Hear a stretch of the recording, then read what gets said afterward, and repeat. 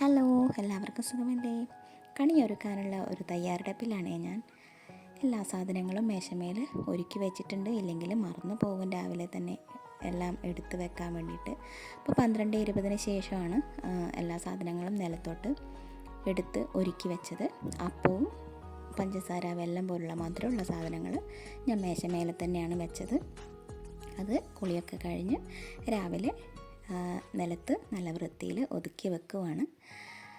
അതിനുശേഷം മറ്റ് തയ്യാറെടുപ്പുകളിലേക്കാണ്. കൊന്നപ്പൂ അതുപോലെ തന്നെ നേരത്തോടെ തലേ ദിവസം തന്നെ അവിടെ ഒരുക്കി വെച്ച് കഴിഞ്ഞാൽ വാടിപ്പോകുന്നുള്ളതുകൊണ്ട് ഫ്രിഡ്ജിൽ തന്നെ സൂക്ഷിച്ചു വെച്ചതാണ്. അതിനുശേഷം നമ്മുടെ ഉണ്ണിക്കണ്ണനെയും കൊന്നപ്പൂവും ഒക്കെ നല്ല ഭംഗിയിൽ എടുത്ത് വെച്ചിട്ടുണ്ട്. പിന്നെ കുറച്ച് ചിരാതുകളുണ്ടായിരുന്നു, അതിൽ വെളിച്ചെണ്ണയൊക്കെ എടുത്ത് തിരിയൊക്കെ ഇട്ട് ഒന്ന് അറേഞ്ച് ചെയ്ത് വെക്കുവാണ്. ഞാൻ ആദ്യമായിട്ടാണ് ഈ ചിരാതിങ്ങനെ വിഷുക്കണിയിൽ എടുത്ത് വെക്കുന്നത്. എന്തോ എനിക്കങ്ങനെ തോന്നി. നമുക്ക് ദീപങ്ങൾ കൊണ്ട് ഇങ്ങനെ അലങ്കരിക്കുമ്പോൾ കാണാൻ നല്ല ഭംഗിയാണ്, നമ്മുടെ മനസ്സിനൊരു പോസിറ്റിവിറ്റി ഉണ്ടാവും അല്ലേ? അപ്പോൾ കണിയൊക്കെ എല്ലാം ഉണ്ടോ എന്ന് ഉറപ്പിച്ചു, നിരത്തി വെച്ചു, വിളക്ക് കൊളുത്തി. ഈ കണിയൊരുക്കുക എന്ന് പറയുന്നത് എനിക്ക് പണ്ട് മുതലേ ഇഷ്ടമുള്ളൊരു കാര്യമാണ്. അമ്മയ്ക്ക് എന്നും കൂട്ടായിട്ട് ഞാൻ എപ്പോഴും അമ്മയെ സഹായിക്കാൻ വേണ്ടിയിട്ട് എത്ര ഉറക്കം ഒഴിച്ചിട്ടാണെങ്കിലും ഞാൻ കാത്തു നിൽക്കാറുണ്ട്. അപ്പോൾ അതുകൊണ്ട് തന്നെ എനിക്ക് എൻ്റെ വീട്ടിൽ കണിയൊരുക്കാൻ വേണ്ടിയിട്ട് ഒരു പ്രയാസവും തോന്നിയിട്ടുണ്ടായിരുന്നില്ല.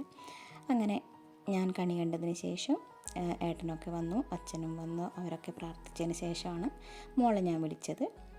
അങ്ങനെ മോൾക്ക് മധുരമൊക്കെ കൊടുത്തു. ആൾക്ക് എഴുന്നേൽക്കാൻ ഇച്ചിരി ബുദ്ധിമുട്ടാണ്, എന്നാലും തലേന്ന് രാത്രിയിൽ തന്നെ ഞാൻ പറഞ്ഞൊക്കെ സെറ്റാക്കി വെച്ചിട്ടുണ്ടായിരുന്നു.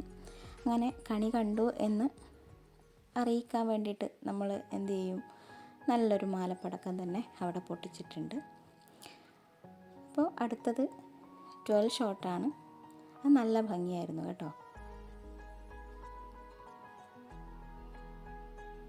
ഇങ്ങനെ പലതരം വർണ്ണങ്ങളും പലതരം ഡിസൈനുകളും ഒക്കെ ഒരു പടക്കത്തിൽ നിന്ന് തന്നെയാണ് പോകുന്നത്. ഇതെങ്ങനെയാണ് ഉണ്ടാക്കുന്നതെന്നാണ് എനിക്ക് അതിശയം.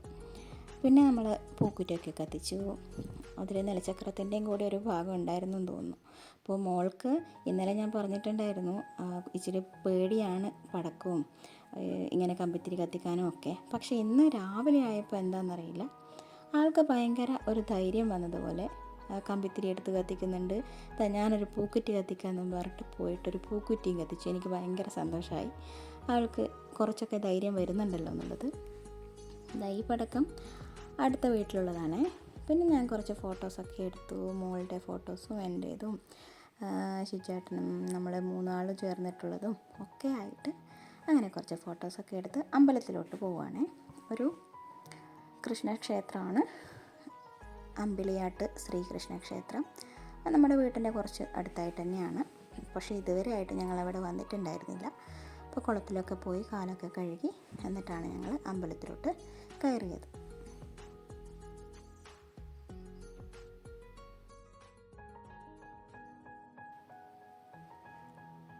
അവിടെ നിന്ന് കുറച്ച് വഴിപാടൊക്കെ കഴിച്ചു. നെയ്വിളക്കും പിന്നെ പുഷ്പാഞ്ജലിയും അതുപോലൊക്കെ കഴിച്ചു. അകത്തുനിന്ന് വീഡിയോ എടുക്കാനുള്ള ബുദ്ധിമുട്ട് കാരണം ഞാൻ എടുത്തിട്ടുണ്ടായിരുന്നില്ല. അപ്പോൾ നമ്മൾ വരുന്ന വഴി തന്നെയാണ് പുലിദേവ ക്ഷേത്രം. അപ്പോൾ അവിടെയും കൂടി കയറി തൊഴുതു. എല്ലായിടത്തുനിന്നും ഞങ്ങൾക്ക് എന്താണ് പറയുക, പ്രസാദവും കൈനീട്ടവും ഒക്കെ കിട്ടിയിട്ടുണ്ടായിരുന്നു. ഈ അമ്പലത്തിനൊരു പ്രത്യേകതയുണ്ട്. അത് കാടിനുള്ളിലാണുള്ളത്. കാട് സംരക്ഷിച്ചുകൊണ്ട് തന്നെയാണ് ആ അമ്പലം ഉണ്ടാക്കിയിട്ടുള്ളത്. അങ്ങനെ വീട്ടിലെത്തി വീണ്ടും പഴയ വേഷത്തിലോട്ട് തന്നെ എത്തി. എന്നിട്ടാണ് ബ്രേക്ക്ഫാസ്റ്റ് ഉണ്ടാക്കിയത്. ഇന്നൊരു സ്പെഷ്യലായിട്ടുള്ളൊരു ബ്രേക്ക്ഫാസ്റ്റാണ്, ഉരുളിയപ്പമാണ്. അതായത് പ്രത്യേകിച്ചൊന്നും വേണ്ട, ഞങ്ങൾ ഇഡലിക്ക് അരച്ച മാവ് ഉണ്ടാവുമല്ലോ, അത് ഈ ഉരുളിയിൽ കട്ടിയിൽ തന്നെ ഒഴിച്ചിട്ട് നന്നായിട്ട് വെളിച്ചെണ്ണയൊക്കെ ഒഴിച്ച് അടച്ച് വെച്ച് വേവിച്ചിട്ടുണ്ടാക്കുന്നതാണ്. ഇതുപോലെ പൊങ്ങി വരും, നല്ല സോഫ്റ്റായിട്ട് കിട്ടും. എന്നിട്ട് വീണ്ടും ഒന്ന് മറിച്ചിട്ട് ഒന്നുകൂടി നന്നായിട്ടൊന്ന് വേവിച്ചെടുക്കുകയാണ് ചെയ്യുന്നത്. നല്ല ടേസ്റ്റാണ്.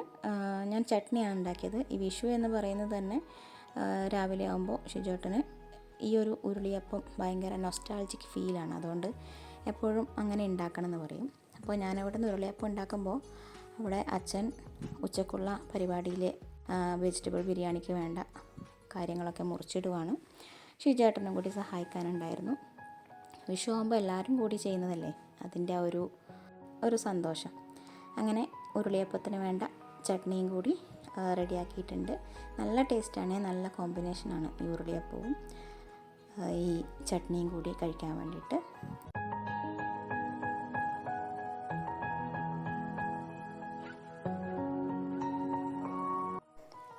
അങ്ങനെ ബ്രേക്ക്ഫാസ്റ്റൊക്കെ കഴിച്ചതിന് ശേഷമാണ് പിന്നെ അടുപ്പിൽ തീയൊക്കെ ആക്കിയത്. എപ്പോഴത്തെയും പോലെ തന്നെ അടുപ്പൊക്കെ നന്നായിട്ട് ക്ലീൻ ചെയ്തു, വെണ്ണീരൊക്കെ വാരി. അതിന് ശേഷമാണ് അടുപ്പിൽ തീ കൊളുത്തിയത്. അപ്പോൾ കുടിവെള്ളമാണ് ആദ്യം വെച്ചത്, എന്നിട്ടാണ് ചോറിന് വേണ്ട കാര്യങ്ങളൊക്കെ നോക്കിയത്. ഇപ്പോൾ ഒത്തിരി തിരക്കായതുകൊണ്ട് തന്നെ വീഡിയോ എടുത്ത് വെച്ചിട്ടുണ്ടെങ്കിലും അതിനൊക്കെ വോയിസ് കൊടുക്കാനും എഡിറ്റ് ചെയ്യാനും ഒക്കെ കുറേ ടൈം എടുക്കുന്നുണ്ട്. പിന്നെ കുറച്ച് മടിയും കൂടി ഇപ്പോൾ വന്നിട്ടുണ്ട്. അതുകൊണ്ടാണ് ഈ വീഡിയോ ഒക്കെ ഇങ്ങനെ ലേറ്റായി പോയത്. എന്നാലും ആ വീഡിയോ എടുത്ത് വെച്ചതല്ലേ, അതൊന്നും അവിടെ കിടക്കട്ടെ എന്നുള്ള രീതിയിലാണ് ഞാൻ ഇപ്പോൾ ഇതിന് വോയിസൊക്കെ കൊടുത്തിട്ട് ഇങ്ങനെ പോസ്റ്റ് ചെയ്യാമെന്ന് വിചാരിക്കുന്നത്. ഈ ചോറുണ്ടാക്കണ വീഡിയോ ഒന്നും ഞാൻ എടുത്തിട്ടുണ്ടായിരുന്നില്ല കേട്ടോ. അടുപ്പിലൊക്കെ കത്തിച്ച് ബാക്കി കുറച്ച് കാര്യങ്ങളൊക്കെ ചെയ്യുമ്പോഴത്തേക്കും പെങ്ങൾ വന്നിട്ടുണ്ടായിരുന്നു, പെങ്ങളും മോനും കൂടി. മോനും സാമിയാണ്. അപ്പോൾ അങ്ങനെ ആ തിരക്കൊക്കെ ഉള്ളത് കൊണ്ട് തന്നെ വീഡിയോ ഒന്നും എടുക്കാനൊന്നും കഴിഞ്ഞിട്ടില്ല. പിന്നെ ഞാൻ പായസം വെക്കുന്ന തിരക്കിലായി. അത് അടപ്പായസമാണ് വെച്ചത്. കുറച്ച് കാരമലൊക്കെ ചെയ്തിട്ടാണ് പായസം ഉണ്ടാക്കിയത്. ഇതാ ബിരിയാണിയുടെ ദമ്മൊക്കെ പൊട്ടിച്ചിട്ടുണ്ട്. സ്വാമിമാരുള്ളത് കൊണ്ട് തന്നെ വെജിറ്റബിൾ ബിരിയാണിയാണ് വെച്ചിട്ടുള്ളത്. ബിരിയാണി, ചമ്മന്തി, അച്ചാർ, പപ്പടം, പിന്നെ സാലഡ്. ഇത്രയായിരുന്നു ഞങ്ങളുടെ വിഷു സദ്യ. പിന്നെ എൻ്റെ വീട്ടിലോട്ട് പോയി. ആ പോകുന്ന വീഡിയോ കയറുന്ന വീഡിയോ ഒന്നും എടുക്കാനൊന്നും പറ്റിയിട്ടുണ്ടായിരുന്നില്ല. കുറച്ച് സമയം നിന്നിട്ട് ചായയൊക്കെ കുടിച്ചിട്ടാണ് ഷിജേട്ടൻ്റെ മോളും അച്ഛനും പെങ്ങളും ഒക്കെ തിരിച്ച് പോയത്. ഞാൻ കുറച്ച് ദിവസം ഇവിടെ ഉണ്ടാവും. അപ്പോൾ രാത്രിയിൽ എല്ലാവരും പടക്കമൊക്കെ പൊട്ടിച്ചു. അനിയത്തിയും ഭർത്താവും ഒക്കെ ഉണ്ടായിരുന്നു. ഇത് ആപ്പനാണ്, അവിടെ ഇരുന്നതാണ് എൻ്റെ അമ്മ. അങ്ങനെ ഇപ്രാവശ്യത്തെ വിഷുവും എത്ര പെട്ടെന്നാണ് കഴിഞ്ഞു പോയത്. ഈ പടക്കങ്ങളൊക്കെ ഏട്ടൻ വരുമ്പോൾ കൊണ്ടുവന്നതാണ്. സ്കൈ ഷോട്ട് പൊട്ടിച്ചപ്പോൾ കാണാൻ വേണ്ടിയിട്ട് ഓടി വന്നതാണ് എല്ലാവരും കൂടി. അമ്മയ്ക്ക് ഭയങ്കര പേടിയാണ് പടക്കം. അപ്പോൾ അങ്ങനെ അച്ഛൻ മുറ്റത്തുനിന്ന് നടക്കുന്ന സമയത്ത് പുതിയൊരു പൂ കണ്ടോ എന്നും പറഞ്ഞിട്ട് കാണിച്ചു തരുന്നതാണ്. അങ്ങനെ ഈ കൊല്ലത്തെ വിഷുവും കൂടി കഴിഞ്ഞു. എല്ലാവർക്കും താങ്ക്സ് ഫോർ വാച്ചിങ്.